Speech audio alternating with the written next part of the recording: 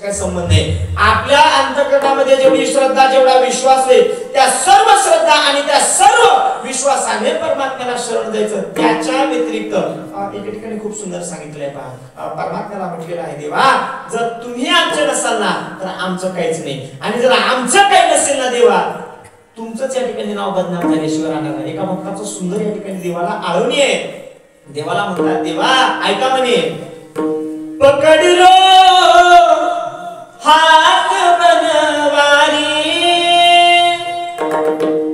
पकडलो हात बनवारी, नहीं तो डूब जाएंगे, हमारा कुछ ना बिगड़ेगा. काय सांगितलं? हमारा कुछ ना बिगड़ेगा, तुम्हारी लाज जाएगी, पकड़ लो हाथ बनवारी, नहीं तो डूब जाएंगे. देवा आमचा हात धरून तुम्ही आम्हाला तारलं पाहिजे.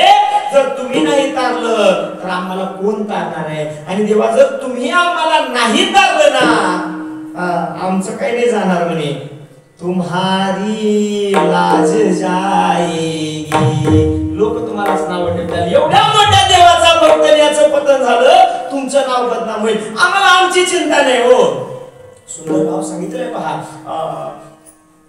ज्या वेळेस श्रीमद भगवद्गीतेमधला प्रसंग त्याच्याशी संयुक्त असणारा प्रसंग श्रीमद भागवतामध्ये उत्तरा भगवान परमात्म्याला शरण जाते आणि परमात्म्याला सांगते देवा एक तेज माझ्या बाजूने येते आणि माझ्या गर्भाला खवटी गिळू करते, माझं रक्षण करा. देवाने सांगितलं मी रक्षण का करावं?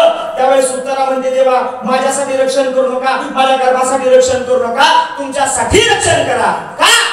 तर त्यावेळेस सांगितलं देवा तुम्ही वचन दिलेलं होतं, तारुण्य आता दिलेले 2 वचन तर झाले, पण देवा तुम्ही स्वतः सांगितलं होतं कोणतेही प्रतिजानीही नवे भक्त प्रणश्यती, हे तुम्ही सांगितलं ना देवा.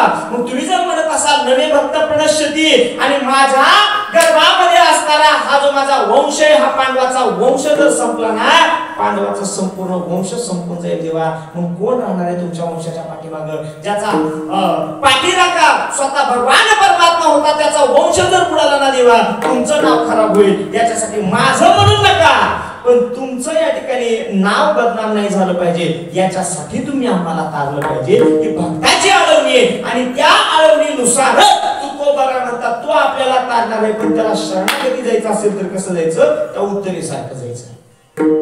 जगातील सर्वश्रेष्ठ जर शरणागती असेल ना एकमेव उत्तरेची शरणागती. आजपर्यंत बरेच जण शरण गेले असतील पण देवाला एकमेव शरणागती गेलेली सर्व भावाने शरण गेलेली ती उत्तर आहे. द्रौपदी सुद्धा परमात्म्याला शरण गेली, द्रौपदी सुद्धा परमात्म्याला शरण गेली, पण त्या द्रौपदीने विचार केला मला घाबरण्याची काय गरज आहे म्हणे. ज्या सभेमध्ये माझे 5-5 पती इथं उभारलेले, मग माझ्या अंगाला माझ्या केसाला सुद्धा कोणी धक्का लावणार नाही, कारण का माझे इथं पती 5 पांडव उभारलेले. पण ज्या वेळेस 5 पांडवाकडे पाहिलं पांडवांनी खाली माना घातल्या महाराज. मग पांडवांनी माना खाली घातलेल्या पाहिल्या, मग द्रौपदीला वाटलं हे वाचवणार नाहीत आता. मग त्यावेळेस द्रौपदीने सांगितलं तरी सुद्धा मला काळजी करण्याची गरज नाही. हे नसले म्हणजे काय झालं? अरे ज्या सभेमध्ये द्रोणाचार्य कृपाचार्य भीष्माचार्यांसारखे आचार्य आहेत ना तिथं अधर्म होणार नाही, विश्वास होता तिला. म्हणून त्या आचार्यांकडे पाहिलं, द्रोणाचार्य भीष्माचार्य कृपाचार्याने सुद्धा आपल्या माना खाली घातल्या आणि मग द्रौपदीला वाटलं हे सुद्धा आपल्याला नाहीत वाचू शकणार. आणि मग त्या द्रौपदीला समजलं बाबा आता तुका म्हणे तुला सोडविना एका चक्रपाणी वाचुनिया. आणि मग त्या द्रौपदीने परमात्म्याला हाक मारली, हे देवा तुम बिन मोरी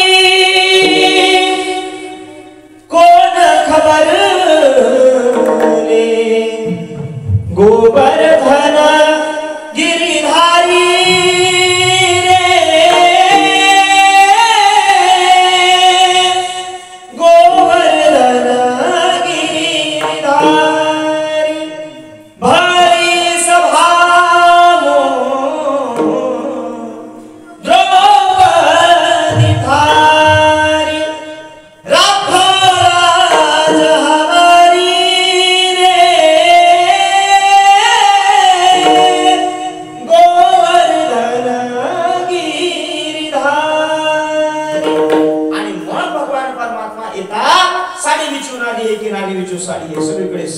नासाडी करून टाकली, द्रौपदीचं रक्षण केलं. पण द्रौपदीने परमात्म्याला शरण जाण्याच्या अगोदर विश्वास ठेवला नवऱ्यावर, विश्वास ठेवला आचार्यावर आणि मग परमात्म्यावर.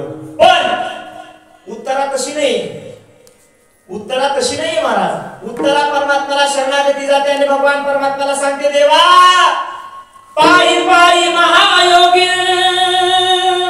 देवदेव जगत्पते नान्यं त्वद्भयं पश्ये यत्र मृत्यू परस्परं.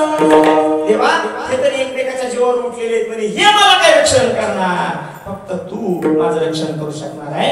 याला म्हणलं सर्व भाव. आणि त्याचा परिणाम असा झाला, या जगाच्या पाठीवरती एकमेव अशी आई आहे ज्या आईच्या गर्भामध्ये एकाच वेळेस भक्त आणि एकाच वेळेस भगवंत जर नांदले असेल ना, तर ती माझी उत्तर आहे. विठ्ठल